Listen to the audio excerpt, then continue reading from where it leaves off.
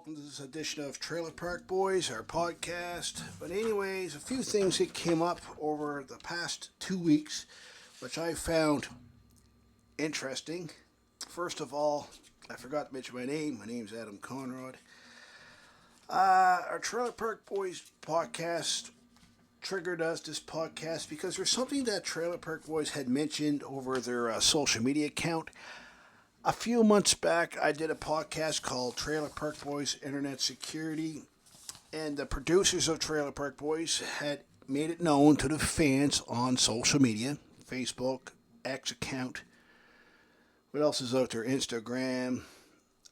There's another newly social media platform out there. I've seen it. I forget the name of it, and a friend of mine was on it, and they asked me to go on it, and basically, I'm not that very active on social media anymore. I got my own community group called Porter's Lake Community News that's doing quite well. And that's about it. That's all I do. I had an email from one of the actors from Trailer Park Boys actually it was last week, and I never got to him. He contacted me through Facebook video chat. Unfortunately, I wasn't home. His name was Lee. And he's the one that plays the transgender on Trailer Park Boys. He plays Donna. You know, I talked to him a couple times. I met him in person.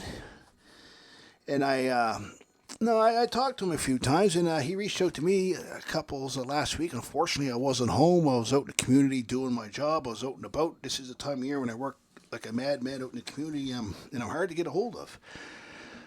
So don't worry, Lee. I'll try to get back to you whenever I can. But unfortunately, for all you fans of Trailer Park Boys, I'm not very active on social media anymore. I actually cut back on that quite significantly because, look, you got to do what I do. You got to look at the facts of social media. It's garbage. You got a lot of people out there that's out there just to cause shit. They got nothing better else to do. You got real low lives, and my time is better spent on other things than worrying about what some fools trying to mislead people on social media on topics that's completely wrong and all this stuff. And people are just out there to cause trouble, so I really ain't got no time for that. So, but on the Porter's Lake Community News group, that is my group. I am on it every now and then. So, and if you want to join it, feel free to join it. But I prefer people from the Porter's Lake Eastern Shore community to join it, even though I got people from Sackville. I got a couple people all the way down the United States, believe it or not. But anyways, they joined it. But anyways, the Trailer Park Boys had issued a warning to the fans on social media that they do not want the fans falling for fake Facebook accounts claiming to be Rob Wells, Mike Smith, and JP Trombley, as they had stated to the fans. Rob Wells, Mike Smith, and JP Trombley do not have individual social media accounts. All those accounts that you are interacting that makes it look like that is Rob Wells, JP Trombley, and Mike Smith is not them. It's fake. They do not have any social media accounts, none whatsoever.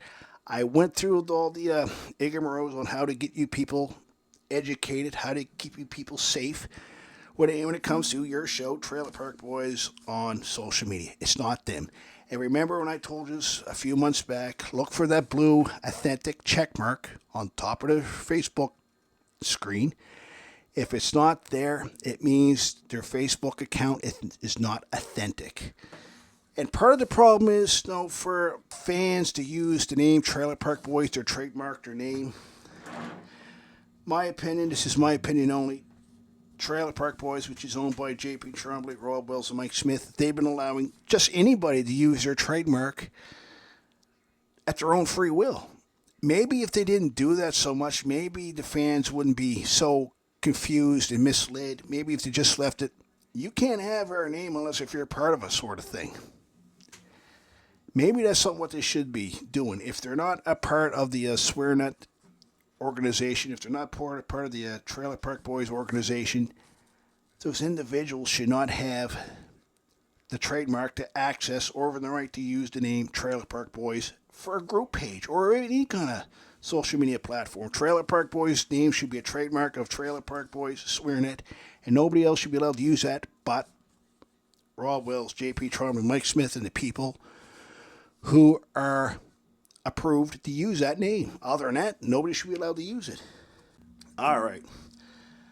August 27th. It was on social media. Mike Smith turned 53 years old. Bubbles. Now, this was on social media. I don't listen to social media because there's so much misleading, like I said before, misleading bullshit on social media. It's not safe to be on, and that's why I cut back on it significantly. So where it was on social media, I didn't tune in because I don't really tune in anything on social media as much anymore. And so I went to Wikipedia and I Googled Mike Smith. And it confirmed on August 27th, Mike Smith, Bubbles, had turned 53 years old. So all you fans, Trailer Park Boys, give Mike Smith a round of applause and wish him a happy birthday. In my case, I'll wish him a happy late birthday because I don't pay attention to social media, Mike. I'm sorry to say, I just don't do it anymore. I'm better off without them. There's too many sleaze bags on social media. There really is. There's all kinds of them. And unfortunately, Mike, there's sleaze bags that's involved with your Trailer Park Boys production. I mean, the Hennessy casting. I mean, look at it. It's just run by a sleaze bag. So obviously, I'm not going to go work for them. And so when I refer to people as sleaze bags, I think you know who they are within your production company. You know who they are, and top it off, you even got some cast that are sleaze bags. I'm not saying Rob Wells and Mike Smith and J.P. Trombley are flat out sleaze bags, because they're not. They're good people, but they got sleaze bags as part of their cast. That's still there, unfortunately. But anyways, Mike Smith turned 53 years old on August 27th, just a couple days ago. So happy birthday, Mike Smith. And that's all I can do. Wish him a happy birthday. There was a woman who I know. She'd been working by my side for a very long time. I don't say a very long time, about a year and a half. Anyways, something came up which I just noticed, and I was a bit bothered by it because she's a real nice person. Her name's Kayla. I'm not going to mention her last name because she's camera shy, guys. She's camera shy. She's not like me. She ain't scared, to be spotted and all this stuff. But anyways, she was working by my side for over a year now, and I just found out her daddy died, her father died, and it bothered her quite significantly. But he died a long time ago, and I felt sorry for her because she's a real nice person. She really is. Very nice person. She helps people in need. She's been doing that for a very long time now. Very beautiful woman. Can't say anything negative about her. Very open-hearted. She goes out of the way for a lot of people. She came to my door twice. Very nice person. I remember the first day when I met her. What a nice person. You can't get any better. But anyways, her father died of, not that long, a while back, and I just now found out about it. And I felt sorry for her because she's a real nice person. She really is. And I reached out to her on social media, email. She emailed me back, and in fact, she called me a lot, actually. She calls me quite a bit. Real nice person. She'd been to my house. I invited her to come out a couple times, and she did. Real nice person. And I remember when she was telling me about my court battle with Zoe Dunsworth, and she sat there on my lawn chair, and she looked at me and said, "Adam, I'm going to tell you something. I don't fear you. I really don't." I said, "Adam, you're here telling all these jokes, and I'm killing myself laughing." But I said, everything what was said in that report, she just shook her head, and I thanked her for it. I really did, because I said, I'm not that person. I never was that person. I know when you meet the wrong people, when you help the wrong people, I should say, a lot of unnecessary things happen when that doesn't need to happen. It shouldn't happen. But that's what happens when you don't want to sit down and talk about the problems that transpired. I mean, Zoe screwed me out of the movie Hobo with a Shotgun. She really did. She lied that we were affiliated with each other in real life, and we were. I asked her out to the Oval in 2012. She agreed, but somewhere down the line, she ended that relationship or friendship, whatever you want to call it. Didn't tell me. So she called the cops to go tell me on her behalf that she ended up telling me first, so that alone says something about her characteristics right there. And, it's unfortunate that people are like that out in the community. It really is. Because it discourages a lot of good people out in the community in this world around us. Because when I look around us in this world today, I see a lot of negativity going around that shouldn't be there. Doesn't have to be there. A lot of uncommitted, what's the best word to describe it? Commitment from the government to really interact with it, like the wrong police officers behind the badge. They're going to people's doors on certain calls when they shouldn't be, things like that. I'm not saying that the police are all bad people, but obviously there are some people that shouldn't be there. But anyways, this woman that I was talking to, very nice lady, I thanked her for that, and she'd been working by my side for over a year, I'll say a year and a half now, and she was a little bothered a couple days ago when she found out that I had health issues. She was on the phone talking to me quite a bit, and, she says it's definitely a scary time to be given the notice what you're given. And the doctors are working. They're going to work with the best way they can, the best way they know how. I got faith in them. I can't say that the turnout's going to be the way how we all want it. But my main concern is our shape of our Nova Scotia health care. I got a lot of concerns with it. It doesn't have to be in the shape that it is in, but it is. But, this woman is a real nice person. She really is, and I take my hat off to her. So what I'm asking, I'm going to try to do, if I can get her a necklace with the cross of Jesus Christ on it, and I want to give it to her because I want her to know that nobody will take that connection from you in Jesus. There's nobody better than Jesus Christ. There's nothing wrong with, was it John 3:16, of making yourself a better person. I did it. I turned to Jesus when I needed him. He helped me out every time, and I got to turn to him again because I got health problems. I think we can beat this issue. I think we really can. But anyways, there was a topic that came up, which I've been warning a lot of, I don't say fans of Trailer Park Boys, but the producers of Trailer Park Boys. Mostly Mike Smith, Rob Wells, and J.P. Tremblay. The character Sarah, her husband, been, according to this person here now, he made a YouTube video, and it shows Sarah's husband on YouTube, and I guess the person's name is John, because I looked at this video.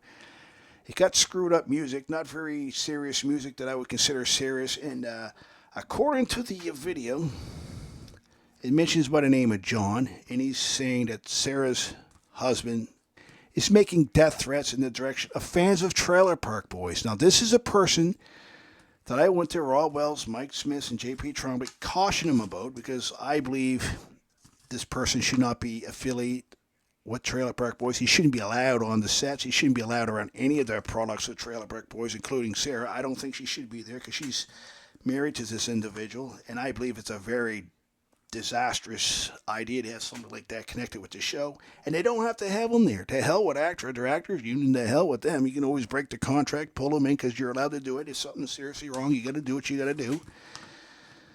But anyways, he was saying this John guy was saying that Sarah's husband was making death threats. So I read the comments, and there was threats, but unfortunately for Ben, there were a threat that I would consider a death threat, which I would be concerned.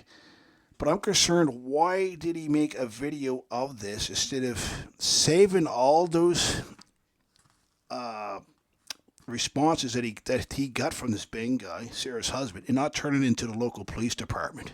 Stop and think about that for a second. And not only that, I looked at this John guy's YouTube account.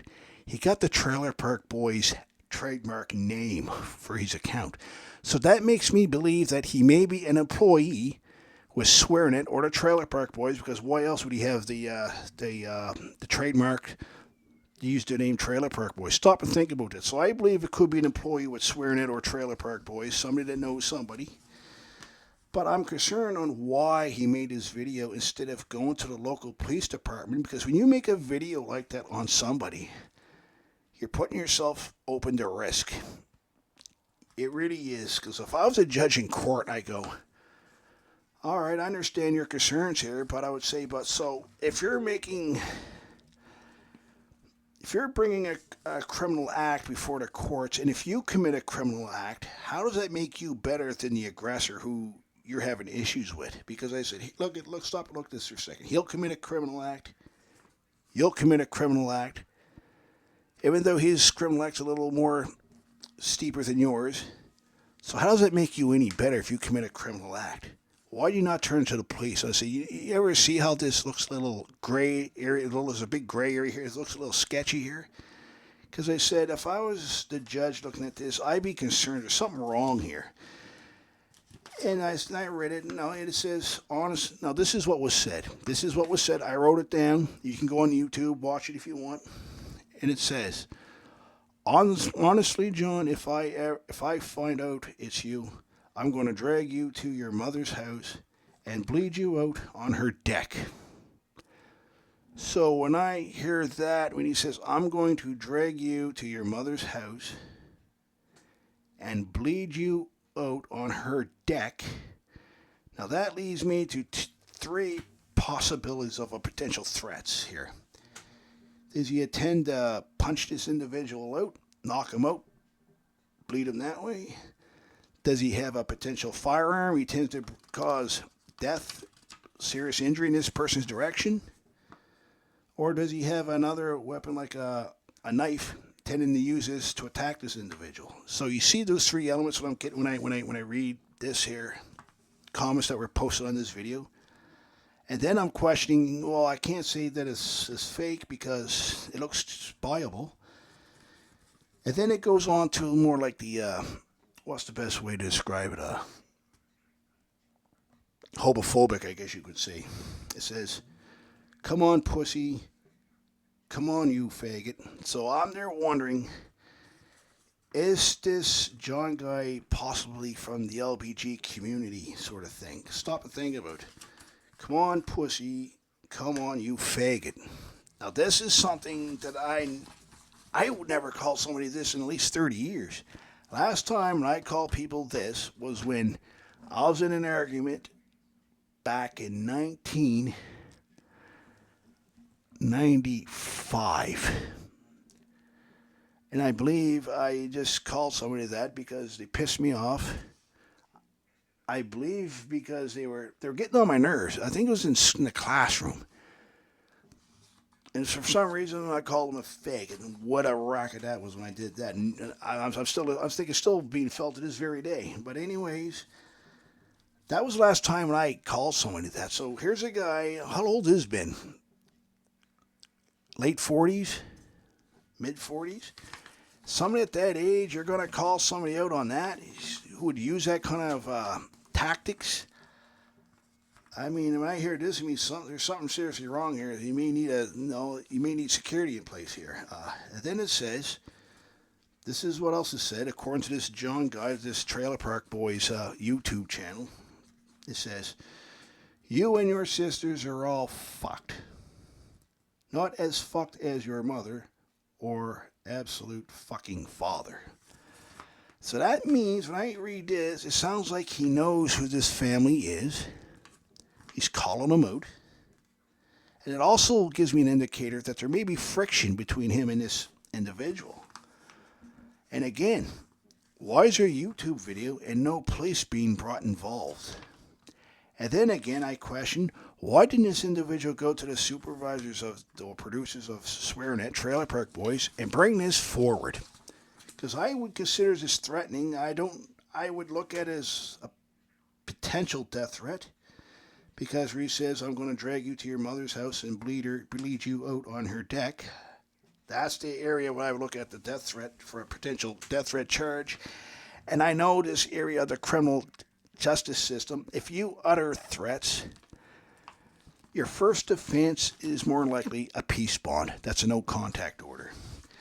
Your second offense is a year on probation with a conviction. Criminal record for the next 7 years, which means at the end of your 7-year term, you're allowed to apply for a pardon, which means if it is granted, if the judge agrees, your criminal record will be wiped clean, which means you got no more criminal record.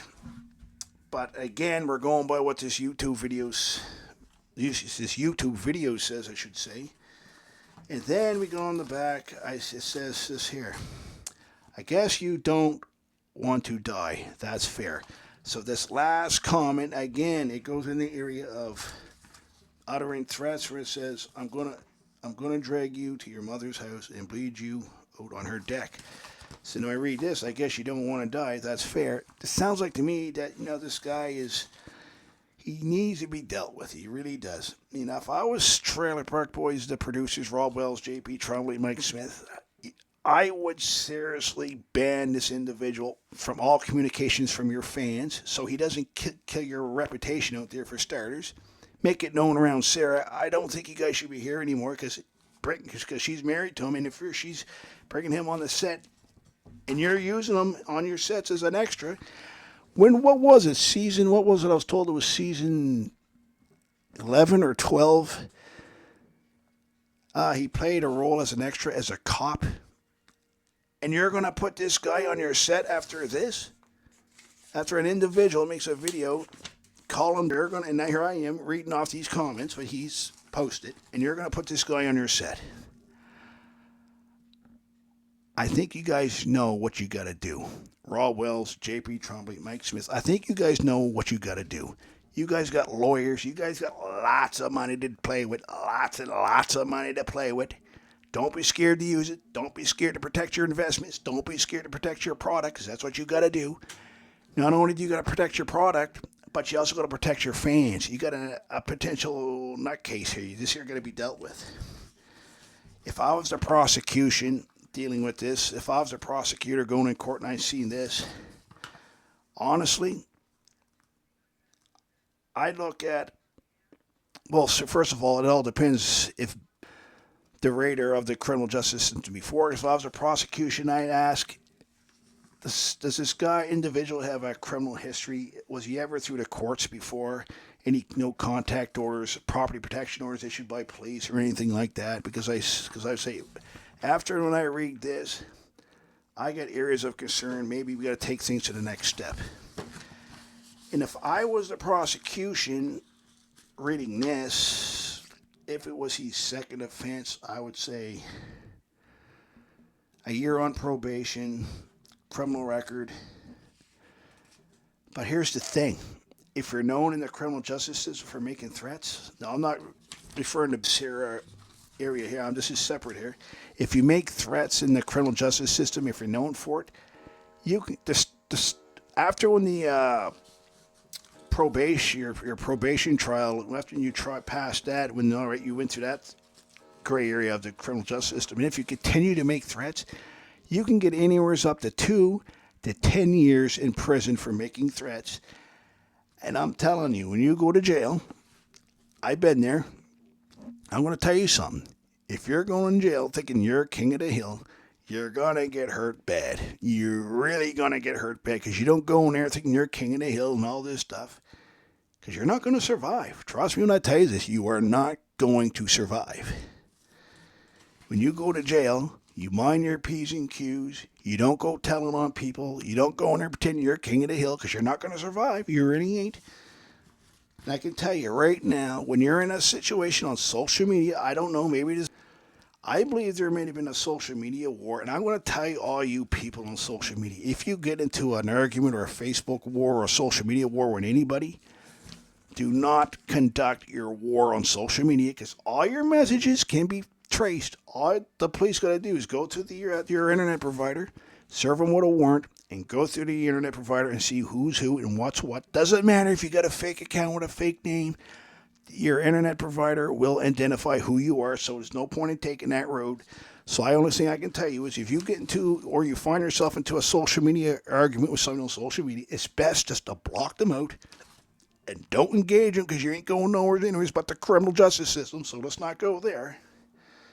But at the end of the day, Rob Wells and Mike Smith, this area, if it's true, needs to be dealt with. It really does. I had issues with the man. I don't like him. The man, I just don't.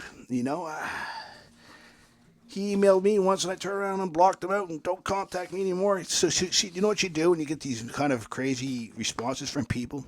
You print off their emails, their Facebook messages, and when you feel that you got enough built up, you turn into the police, and the police look at it. Now, I'm not talking about this case, this situation between John and Ben specifically. I'm talking about in general. If you get in an argument with someone on social media, what happens is if you feel you got enough, the police will look at it. So after they look at it, all right, and they'll ask you, do you want to follow through with criminal charges? Yes or no? Just no buts or what? Yes or no? And if you say yes, all right, and they'll say, so we'll have to contact this individual, and we're going to have to ask them to come and speak to us if they want to, because, see, if you're charged, even if you're under arrest or not, you do not have to talk to the police because you have your right to remain silent. And the police are not allowed to conduct any interview, communicate with you at all if you don't want to. So what the police do is they look at the evidence, what they got, and they'll go by that, and they'll determine if charges are warranted. And if it is, they'll go to your door, whoever, and they'll say, are you such and such person? If you are, no, they could ask for your ID, and they'll say, unfortunately, at this time, I had to get you to turn around, put your hands behind your back, because you are now officially under arrest for, we'll say, uttering threats. And we're going to take you down to the station. Now, when you go there, the police don't always turn you loose when you're done.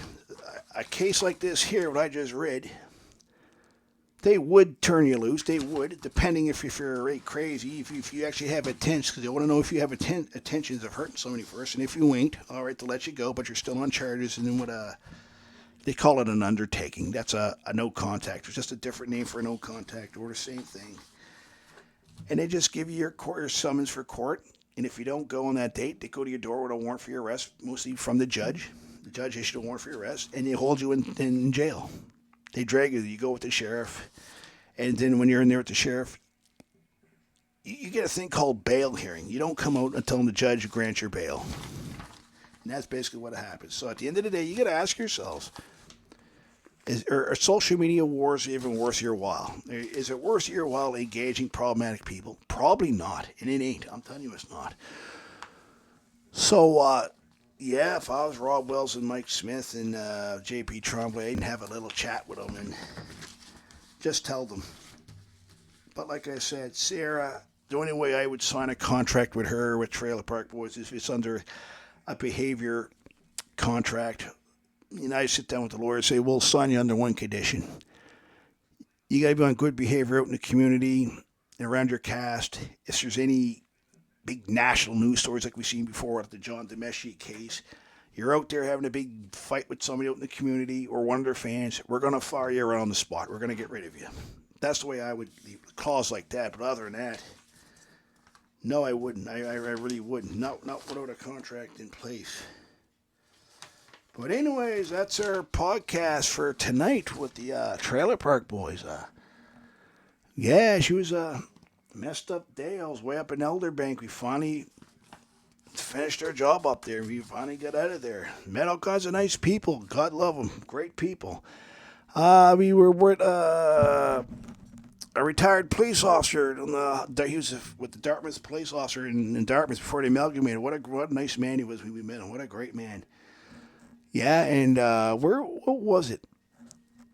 Somebody, no, that's right. But anyways, no, we're going to come back. See, we didn't do another Trailer Park Boys chip segment because as far as I can tell, we advertise all their flavors that they got out there. So I'm not going to re-advertise the same old flavors on our podcast that we already seen a million times over. So, yeah, that will be that. But anyways, yeah, my name's Adam Conrod, and we'll see you on our next Trailer Park Boys broadcast.